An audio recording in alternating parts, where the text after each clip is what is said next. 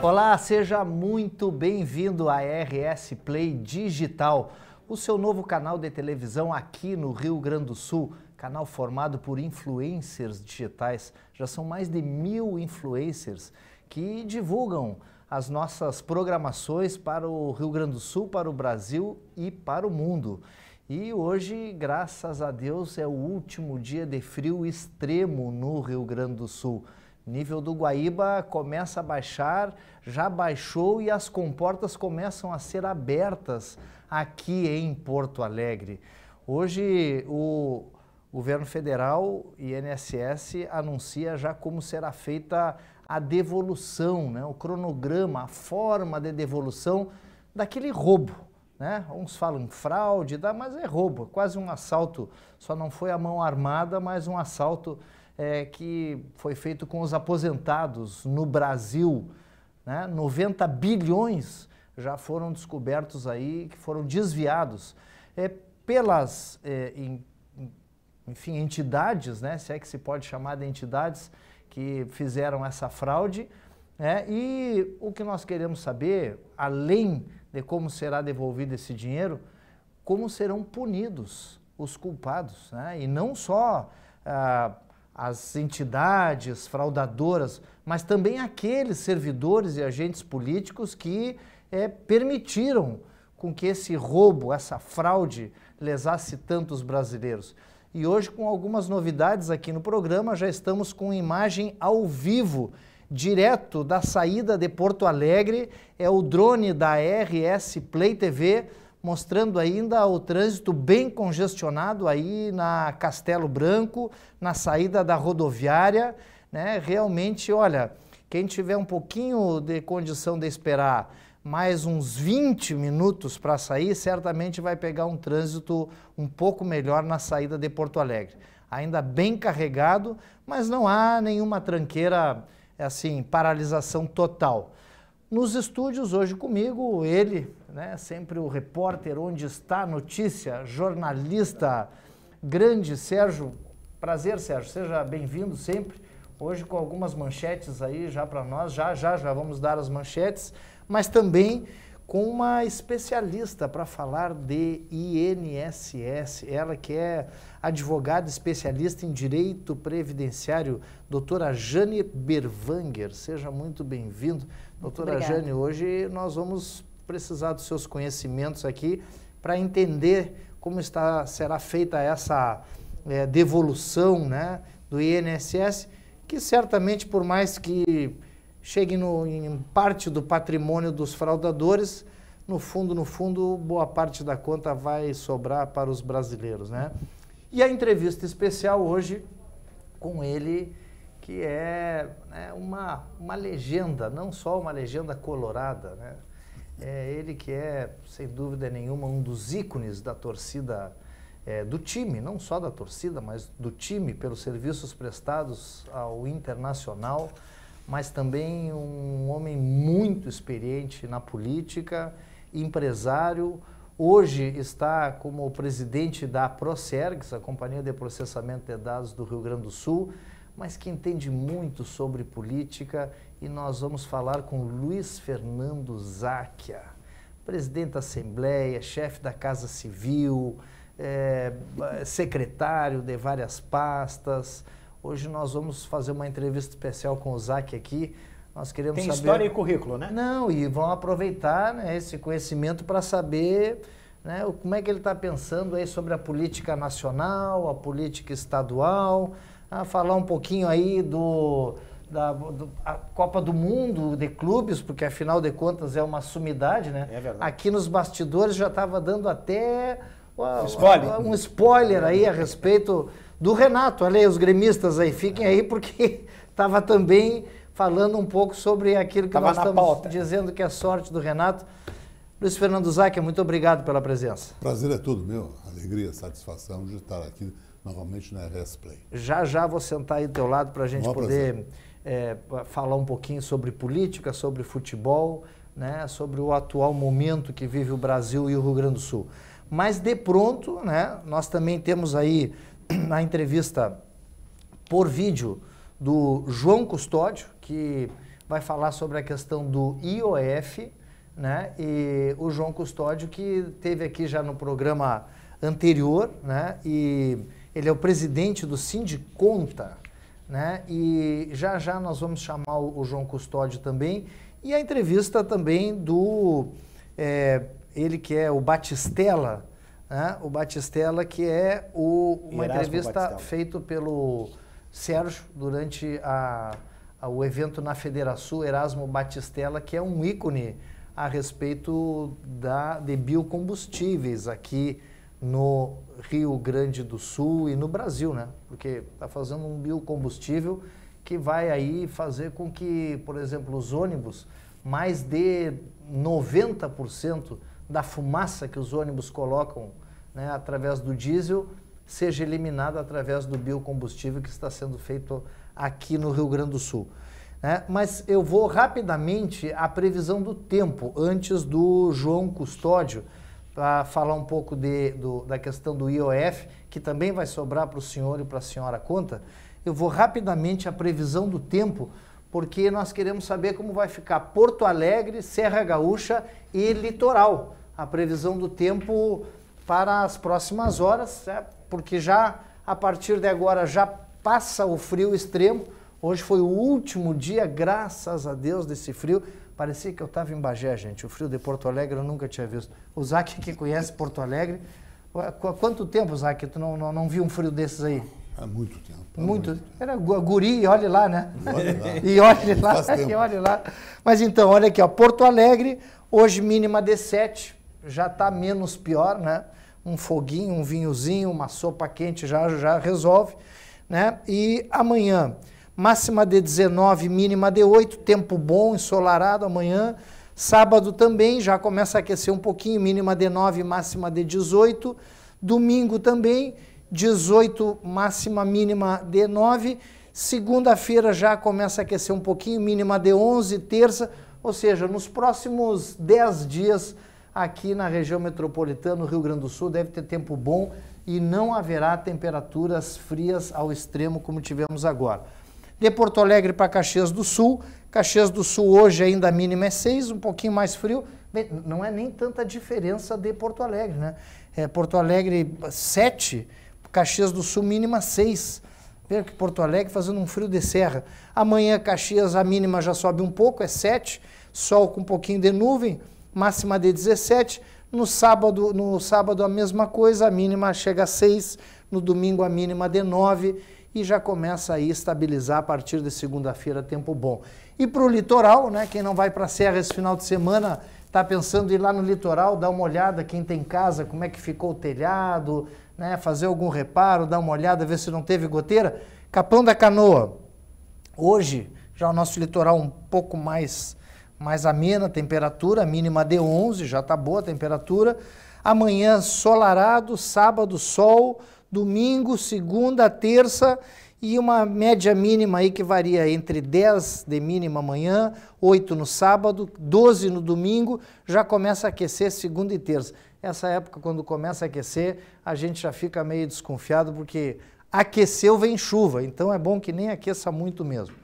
Bom, nós estamos aqui com a doutora Jane Berwanger. Doutora, hoje o governo federal, né, o INSS, acabou noticiando, né, e não foi nem noticiado pelo Lula, porque o presidente Lula hoje estava assumindo a presidência do Mercosul, dos países do Mercosul, lá na Argentina. E já aproveitou, foi fazer uma visita para Cristina Kirchner, que foi condenada a 6 anos de prisão e está em casa, né? Como tem mais de 70 anos, ela está em casa, o Lula foi visitá-la e hoje de tarde diz que acredita na sua inocência, enfim. É uma troca de gentilezas também que a Cristina fez quando ele estava aqui.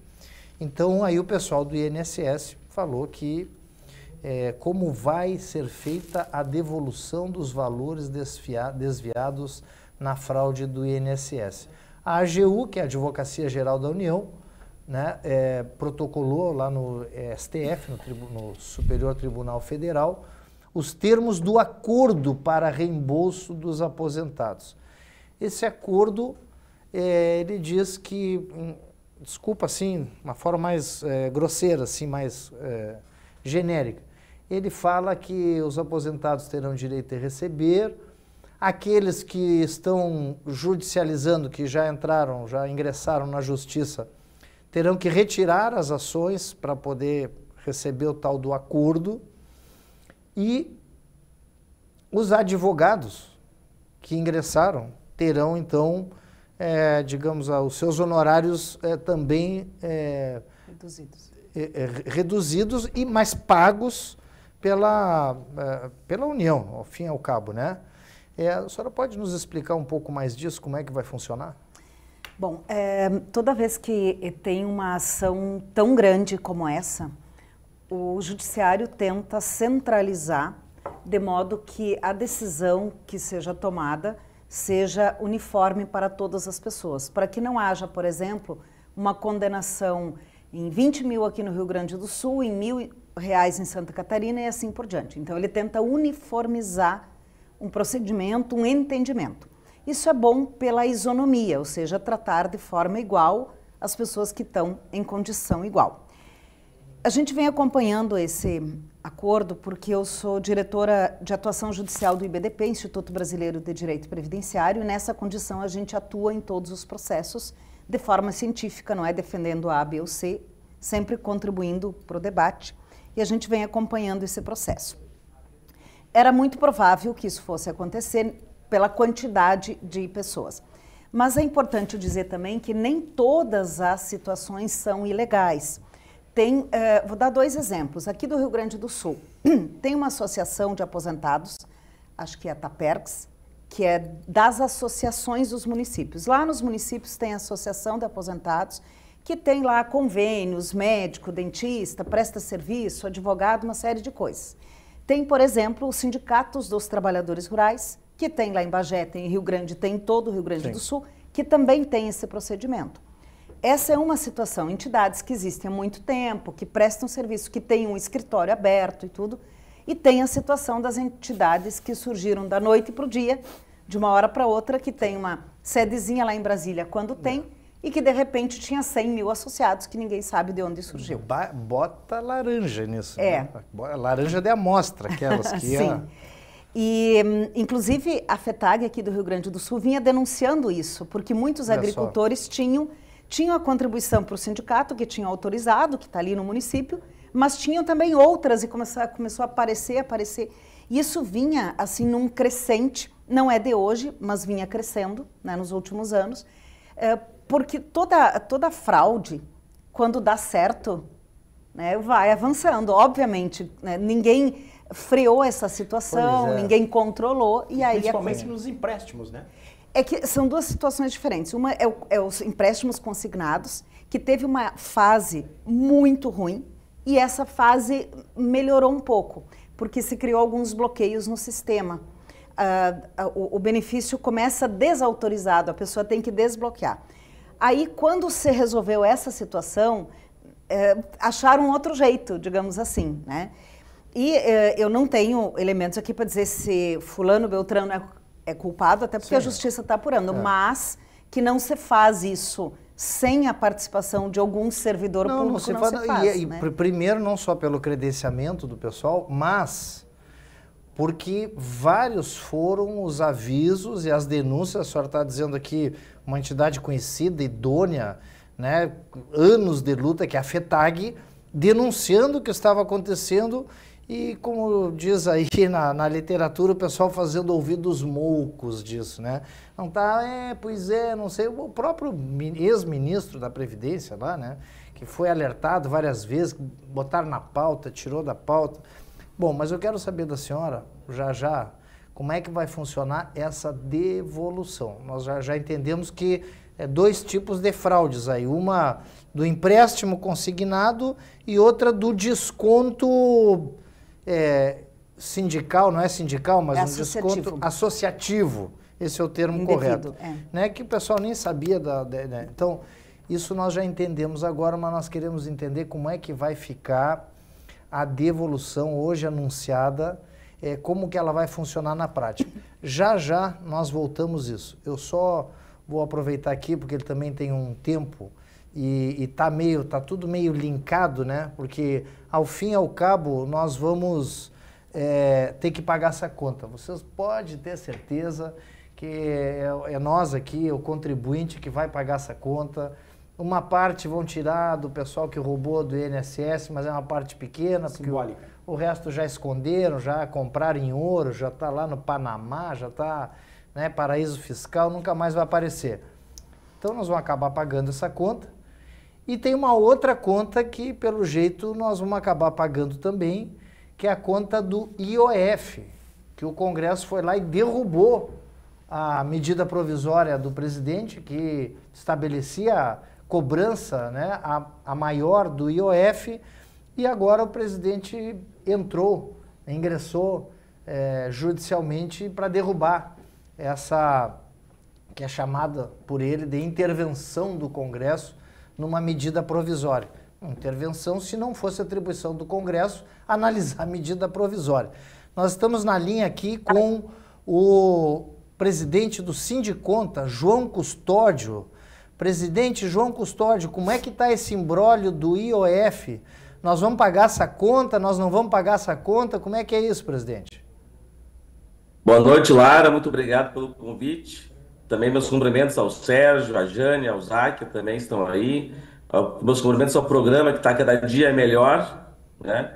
E o governo quer emplacar de qualquer jeito a questão do aumento do IOF, né? Da qual somos totalmente contra qualquer tipo de aumento de impostos, seja do governo A, do governo B, e são aumentos aparentemente vendidos como um aumento pequeno, né?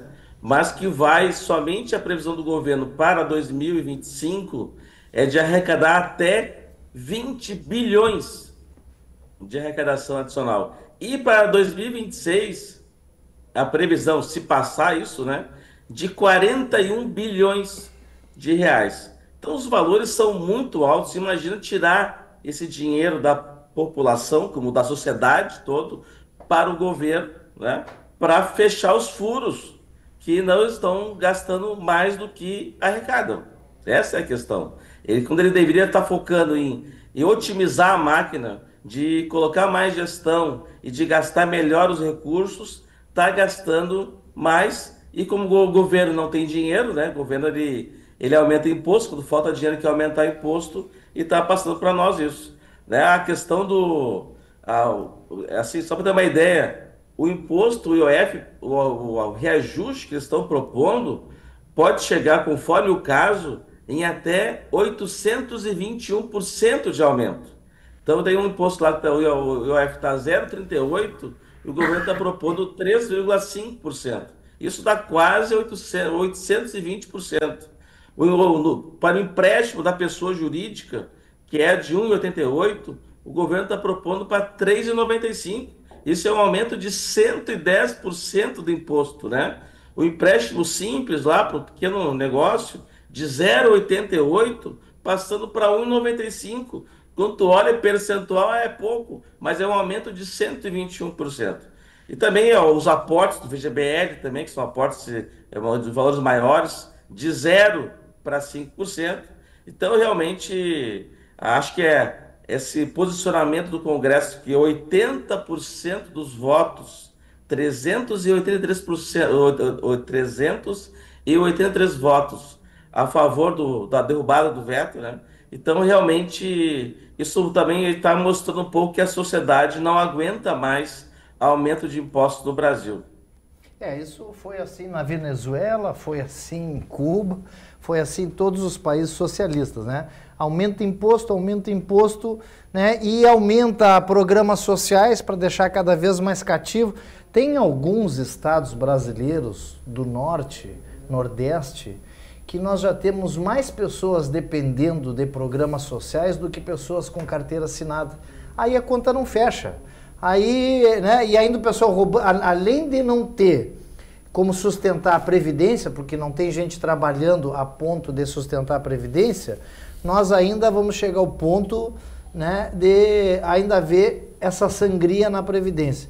Então, na sua opinião, presidente, isso prospera esse intuito do governo? Claro que o senhor não é um jurista, até perguntar para a nossa advogada que poderia ter mais assertividade. Mas se 80... Mas a questão eu acho que é mais política, Lara, né? Porque politicamente o governo já perdeu no Congresso, né? Agora está tentando via STF, né? Então... E engana-se, presidente, engana-se quem acha que essa questão do IOF é só para quem tem dinheiro em banco, né? Vem um efeito cascata para todo mundo, não é isso? Para todo mundo, para todo mundo. Tira da sociedade 46 bilhões, imagina, e põe para o governo para gastar de uma maneira equivocada. Então, e uma queda de braço que pode paralisar o país no segundo semestre, hein? Ah, sim. Não, hoje já vê como uma coisa puxa a outra, né? E agora nós vamos falar com o Zac aqui a questão essa teia da política, tá? O Congresso diz que o governo tem que economizar. Bah, que bom, mas que maravilha, o governo tem que economizar ao invés de aumentar imposto. Aí o Congresso vai lá e cria mais 18 cadeiras de deputados. Que não é só a cadeira de deputado, tem toda uma estrutura de deputado, tem todas mais 18 emendas, direito a 40 milhões em emendas para cada deputado, mais assessoria de cada deputado. Então o Congresso não economiza. Aí agora é o seguinte, o presidente coloca para o Congresso que ele está recorrendo à justiça, o IOF, porque tem que fazer respeitar a autonomia dos poderes, que é uma falácia, porque é atribuição do Congresso apreciar medida provisória, né? Só que, se o presidente vetar esta criação de 18 novas cadeiras, com 18 novas, 40 milhões cada deputado tem direito a emendas, 18 novas estruturas de gabinetes parlamentares, bom, aí é o fim. O barraco está formado. Aí o barraco está formado. O que já está ingovernável fica assim a tempestade perfeita. E eu vou aproveitar esse gancho aqui, presidente, para falar com ele, que tem uma experiência, que foi um dos primeiros homens aqui no Rio Grande do Sul, políticos, a tratar desse tema de diminuição do Estado. Ele foi chefe da Casa Civil da governadora Ieda, onde lá eles perseguiram bravamente o déficit zero no Rio Grande do Sul. Aqueles foram tempos difíceis, porque vocês estavam, né, implementando uma pauta. O secretário da Fazenda, UD, né? É um timaço, né? Mas vocês estavam implementando uma pauta que até então era uma pauta que parecia não assim... Distante. E logo já não tinha mais dinheiro para pagar folha de pagamento, logo tudo que se falava vinha acontecendo. Então eram tempos difíceis, foram tempos assim de muitos protestos, muito desacerto, inclusive até com algumas bancadas na Assembleia. E agora, Luiz Fernando Zac, o senhor, graças a Deus, não está no meio dessa tempestade, né? Já deu muito a sua contribuição. Já apanhei muito. Já apanhou bastante, né? Já levou muito chumbo grosso aí. Mas, Lara, tu foste um parceiro, tem que lembrar disso, em 2006, um ano antes da Ieda assumir, quando eu presidi a Assembleia, nós fizemos o Pacto pelo Rio Grande. Verdade. Que era um avanço nisso, o Pacto pelo Rio Grande, que foi assinado por todos os partidos, inclusive o PT, que foi aprovado na própria Assembleia Legislativa, ele já avançava nessa questão da diminuição do Estado.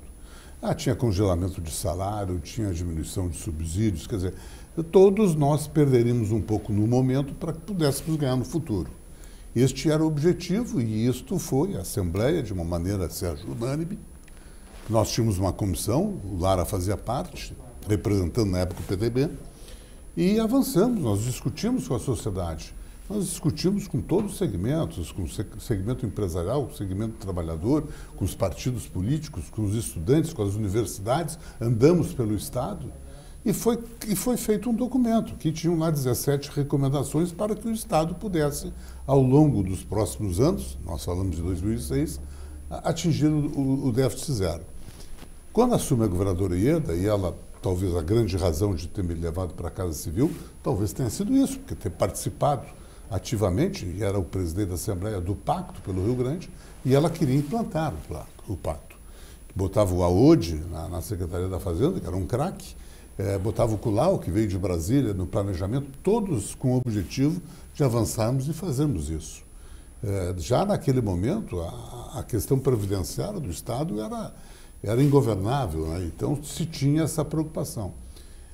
Aí a razão da política, né? Teve a eleição em final de 2006, mudou a composição da Assembleia, aqueles que tinham assinado o documento de 2006, e repito, unanimemente, e a bancada do PT participou ativamente disso, os novos deputados não tinham participado, entenderam talvez que a pauta não era aquela, que o momento... aí tinha pressão do sindicato. Não, pauta ruim para deputado defender. E para quem está chegando. Ela é importante para o executivo que tem que governar.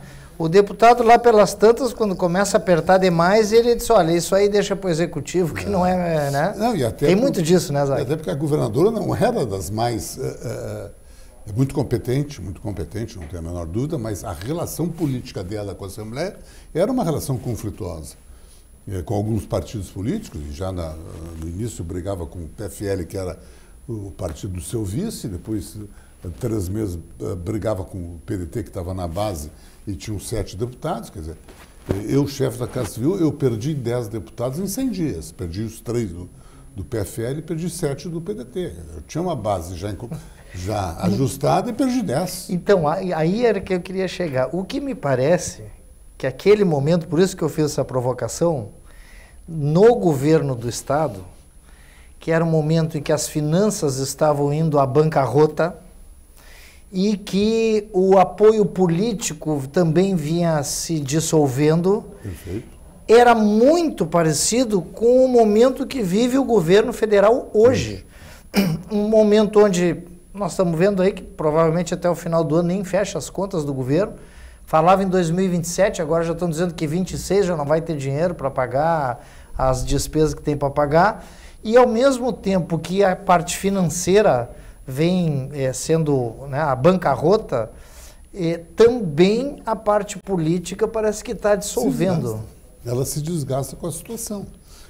E naquela época, assim, nós vimos, o governo Rigoto pegou 3 anos em sequência de uma seca extraordinária. O Rigotinho também não deu sorte ali. Então, as contas do Estado estavam com muita dificuldade. Que já vinha há muito tempo, né? Já vinha herança. 30 anos já, né? O pacto mostrou isso com muita clareza. Não era uma avaliação do governo recente, era uma avaliação de 30 anos. E isso vinha, era um sintoma que o Estado estava tendo e não estava enfrentando.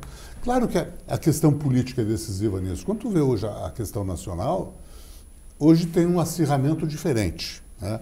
Pois é, vamos fazer uma análise disso.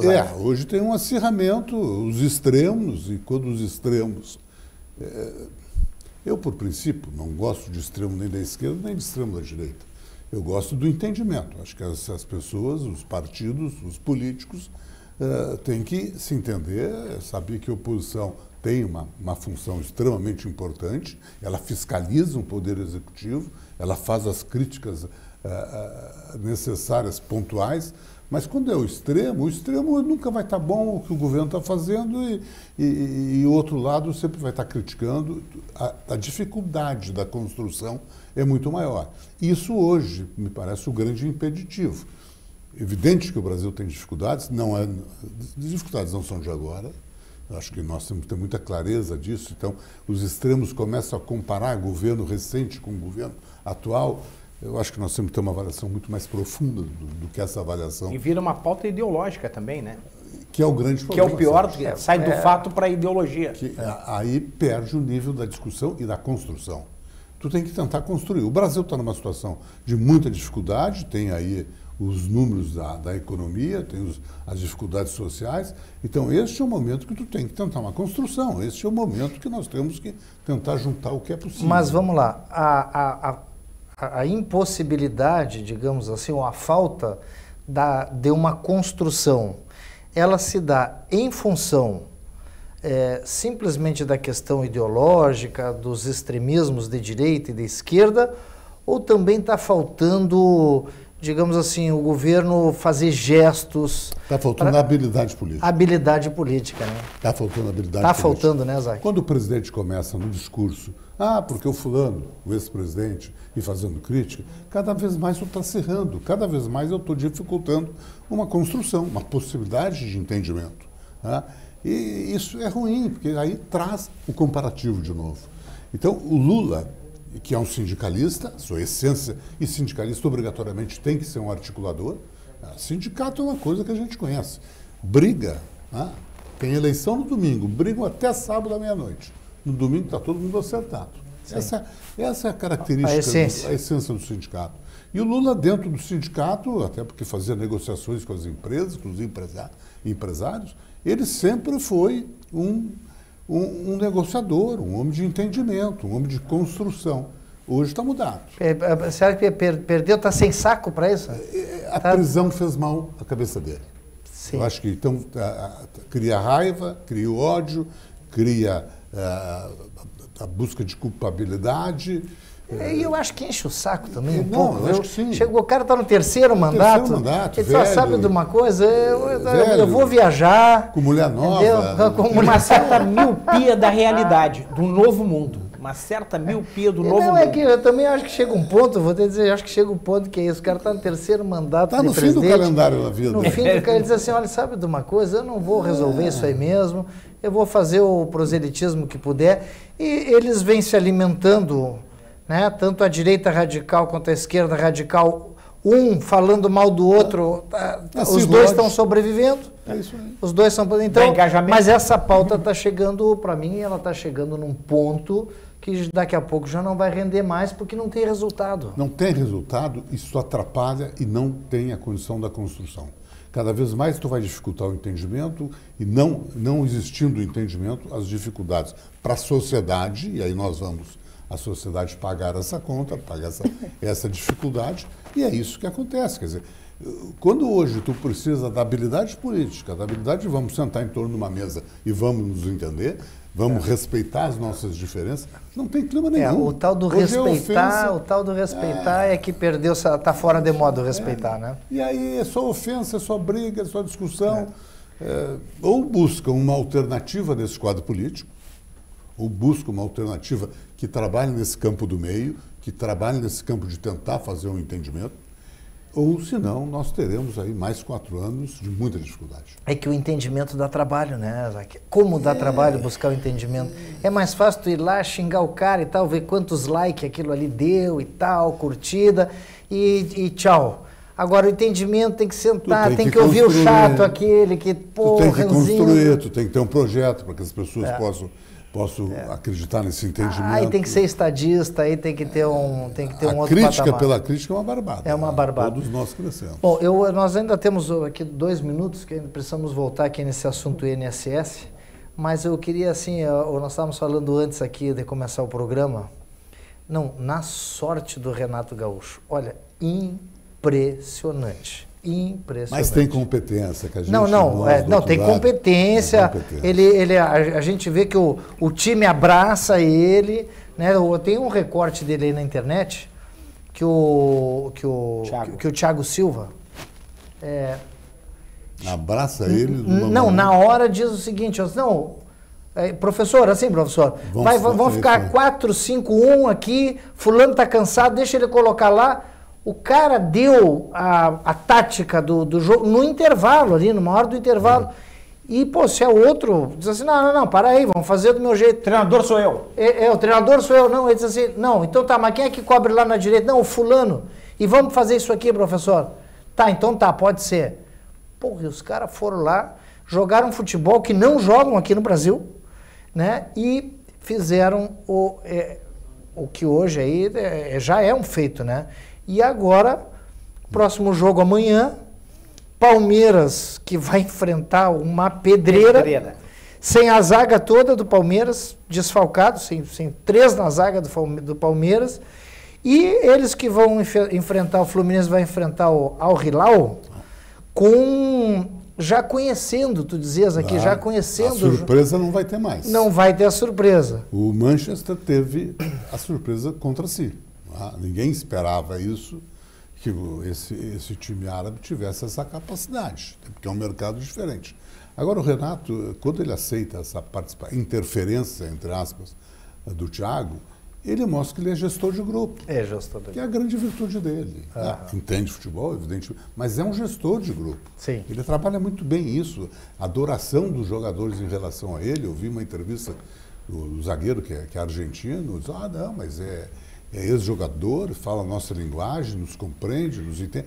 Isso ajuda muito, e ele tem muita habilidade nisso. Não, catimbeiro, a bola saiu da lateral, ele vai lá dar um chute na bola, desestabiliza o jogador ali, e o que aconteceu? Quando o jogador dá uma empurrada nele, vem todo o time e segura. Então, assim... Isso eu acho que ele peca. Isso ele peca. Essa catimba aí, né? Eu sei, mas para o grupo, a mente do boleiro é o máximo isso. Mas para a tua profissão, não precisa, né? Quando tu analisa um profissional, esse cara pode treinar a seleção. Não pode por isso. Não pode por isso. Não pode por isso. Uma seleção brasileira tu não pode fazer isso. Záquia, corre o risco do Palmeiras ficar e o Fluminense passar para a próxima fase? Corre. Eu acho que sim. Talvez o Palmeiras é o time mais competente dos brasileiros. Mais completo, né? Ele sabe jogar, ele tem um treinador que é o melhor deles todos, mas tem muito desfalque. Né? Ele perde os dois zagueiros, perde o lateral esquerdo. Contra um time como o Celtic é complicado. Isso e pega uma pedreira ainda. Vai pesar, vai pegar um time da primeira linha. Né? O Fluminense vai pegar o time que é a grande sensação, porque ganhou do que já está no lucro. Que já está. Já pegaram a grana que o Rolex, o Porsche, cada um já ganhou do jogo. Já está fazendo hora extra. Cada um ganhou 3 milhões. O Sheik deu 3 milhões. O Sheik deu 3 para cada um? 3 milhões para cada jogador. Você de dólar, de euro, deve ser? Sei lá, mas já está todo mundo faceiro. Já estou no lucro. Teve um, que é importante, eu não sei o nome dele, mas ele é um jogador palestino, que doou o dinheiro dele para a faixa de Gaza. Olha aí, que legal. Que loucura, hein? Interessante. De arrepiar, doou para as pessoas que estão lá sofrendo com a guerra. Tu vê. Futebol sempre fazendo gesto, né? Jogador palestino, é importante isso. Né? Agora eu penso que o Palmeiras vai ter mais dificuldade que o Fluminense. Mas olha só, e aí o Renan, bom, aí ninguém dorme mais. Aí ninguém segura mais. Aí ninguém segura. Záquia, muito obrigado. Olha, é sempre um prazer. Volta aqui sempre que tu puderes. Eu sei que a agenda é apertada, mas é sempre uma aula, né, Sérgio? Eu gostaria de fazer um registro aqui. Vocês dois foram mestre durante 2 décadas que eu cubro a Assembleia Legislativa. Vocês foram um mestre do que falta hoje, que é o diálogo, o entendimento e a construção de consenso. Então hoje nós estamos diante aqui de 2 mestres que nos deram várias lições em vários momentos de como se constrói um consenso que hoje está faltando, tanto no municipal, no estadual e principalmente no federal. Querido, obrigado. Política se faz assim. Não podia deixar de passar esse registro aqui para o telespectador. Mas isso aqui era campeão. Eu estou arrepiado de ver vocês dois juntos. Olha, vou dizer o seguinte, esse tipo de política aí que constrói está meio fora de moda. No momento eu acho que nós estamos meio fora de moda para esse programa. Ultrapassado. Ultrapassado. Amigo velho, coisa boa. Agora obrigado, bola para o mato que é Volte sempre. Vamos voltar aqui no nosso assunto sobre a indenização do INSS, com ela que é especialista e vem hoje aqui no Opinião em Debate dar a sua opinião com profundidade. Então, doutora Jane Berwanger, doutora, como é que vai funcionar essa restituição, essa indenização, enfim, do roubo do INSS, né? Não, seria furto, mas a gente chama de roubo de tamanha indignação. Os valores daquelas pessoas que contestaram e as entidades não comprovaram que o desconto foi legítimo, esse então será devolvido na conta benefício, na conta da pessoa, e o governo vai buscar a restituição. E a pessoa tem que fazer algum pedido? Sim, ou uma grande parte já fez, outros poderão fazer ainda, ou seja, não encerrou o prazo. A pessoa precisa dizer, esse desconto não está autorizado.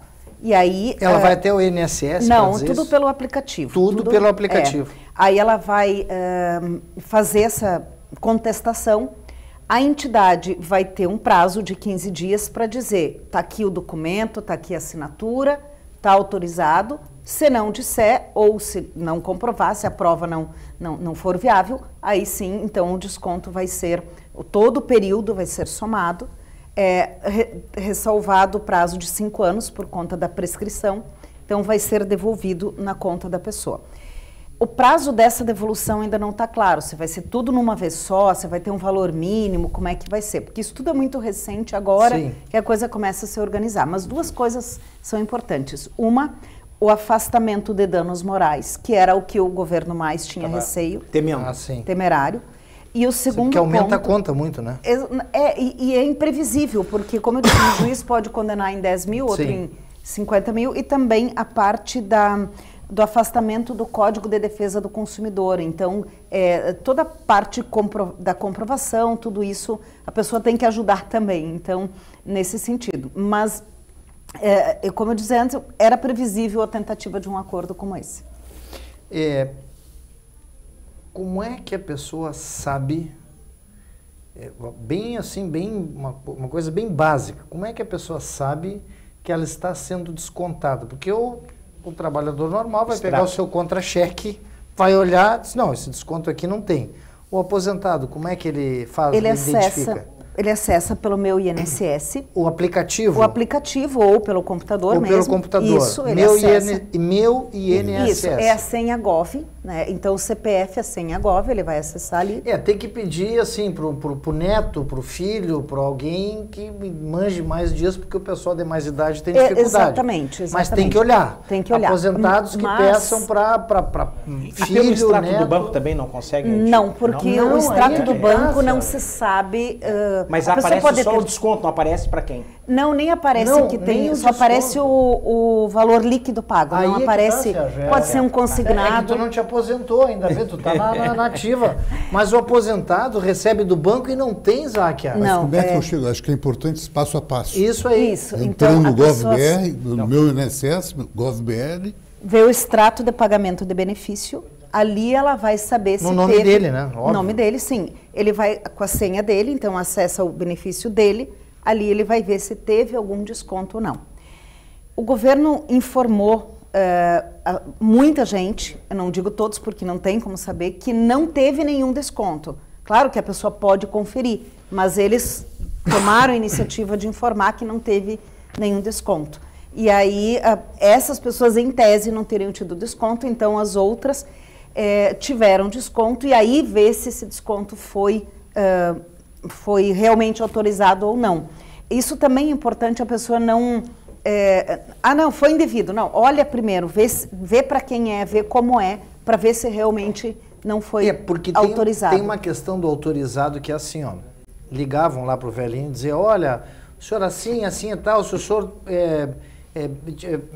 fazia uma outra pergunta e o cara tinha que dizer sim. Aí o cara dizia sim, eles gravavam só a parte do sim. Isso no consignado aconteceu muito. Pois então. Essa falsa autorização. Então ele pode dizer que aquela autorização que está ali, ele não deu. Que aquilo Isso, ali claro, ele ainda assim pode dizer. Mas eu digo assim, a pessoa ser correta e dizer, eu usei da associação aqui dos aposentados do município, eu usei do sindicato, uma vida inteira, agora vou dizer que não, né? Quer dizer, sim, a pessoa inclusive tem ficha de sócio lá e tudo. Mas, como eu disse assim, de 2019 para cá foi um crescente de entidades que surgiram, de descontos que surgiram, da noite para o dia 100 mil pessoas, mas nem que tivesse uma banca em praça. O gráfico já mostra quando é que houve um crescimento, né? Pelo gráfico, assim, de um ano para o outro, de um mês para o outro, não existe essa... Tu vê um disparate, assim, um ano tinha 100 e poucos, 200 pessoas. Aí no outro 100 mil. Um ano e meio depois, 6, 12 mil qualquer um pessoas. deveria ter desconfiado disso, né? O gráfico... Eu não entendo como é que até agora não tem ninguém, ao menos indiciado pela Polícia Federal, que ela é tão ágil para tantas coisas, do INSS, do governo, quer dizer, nenhuma autoridade, quer dizer, tudo isso aconteceu com várias denúncias, o pessoal tirando isso de pauta. Olha, realmente, E me diga uma coisa, o pessoal também está querendo saber o seguinte, da onde vai sair o dinheiro para indenizar? Porque o que acontece? O pessoal vai abrir um crédito especial para dizer, não, para não colocar lá, para não virar pedalada fiscal, depois extrapolar o orçamento. Mas é que nem o seguinte, o senhor ganha o salário dentro de casa, o salário é um só. Aí o senhor abre com um nome diferente, esse aqui é um crédito especial, mas é parte do salário. Estoura o orçamento igual, né? Doutora, nós temos muitas perguntas aqui. Eu vou lhe pedir que a senhora puder fazer a gentileza de vir novamente ao programa. Para a gente, eu gostaria até pedir, viu, Rogério? Eu queria, no próximo programa, assim que a doutora puder estar presente, essa sugestão do Zac. Nós vamos fazer o passo a passo no computador e mostrar aqui no telão aonde entra, como entra, onde é que clica, porque isso é de utilidade pública e olha, e que bom que nós temos aqui alguém da advocacia ensinando a fazer isso, né? Eu gostaria muito também de deixar o seu telefone aqui, não sei se isso pode e tal, mas depois a gente vê no próximo programa, porque as pessoas carecem de informação. O governo não está informando direito, né? Eu acho que era uma coisa, a Assembleia Legislativa, as câmaras de vereadores tinham que prestar esse serviço, que hoje isso está espalhado no Brasil inteiro, mas enquanto não fazem, vamos fazer nós aqui. Tá? Então eu gostaria de lhe convidar para a gente dar sequência a isso, porque tem muito para falar sobre isso. E nós vamos continuar cobrando aqui no programa e na RS Play TV os culpados. Não adianta só fazer um acordo e tal. Isso não era nem de acordo, isso não tinha nem que acordo. Isso tinha que pagar e pronto. Acordo com entidades, como acordo? Acordo muitas vezes é justamente para tirar a punibilidade dessas entidades, para tirar a questão de crime que essas entidades cometeram. E aliviar a pressão da imprensa. Não, a pressão da imprensa e aliviar juridicamente, inclusive, porque a partir do momento que faz um acordo, o cara já... O acordo é só de pagamento, ele não está envolvendo o processo de investigação penal, ele não está envolvendo isso. Depois não alivia as... Não são tratados... E antes nós tínhamos o senador dos aposentados, eu não tenho visto o senador dos aposentados aí. Eu comprei um binóculo para ver se eu achava ele e uma cadeirinha de praia daquelas para não cansar. Senador dos aposentados senador Paulo Paim, que está aqui o Sérgio fazendo essa provocação. Aliás, está aberto aqui o programa para que o senador possa dizer o que está sendo feito, ele que é um grande defensor aí dos aposentados, o que está sendo feito do seu mandato nesse momento para defender os aposentados nesse mega roubo, nessa mega fraude. Comprar mais um binóculo, porque eu acho que o meu não está funcionando. Tá bom, Serginho, é isso aí mesmo. Senhores, infelizmente chegamos ao fim do nosso programa. Continue acompanhando aqui a programação da RS Play TV, a seguir o Jornal da Gazeta, o jornal do centro do país, ao vivo, né? Um dos primeiros jornais do Brasil a dar as notícias do dia. E continue acompanhando os comentários aqui de Alexandre Garcia, de Cláudio Brito, porque essa é a RS Play TV, canal 524 da Claro Brasil Digital, e que é uma TV diferente, é uma TV feita por influencers digitais. Então nos acompanhe aqui nas redes sociais e até a próxima semana, se Deus quiser. Muito obrigado pela sua companhia.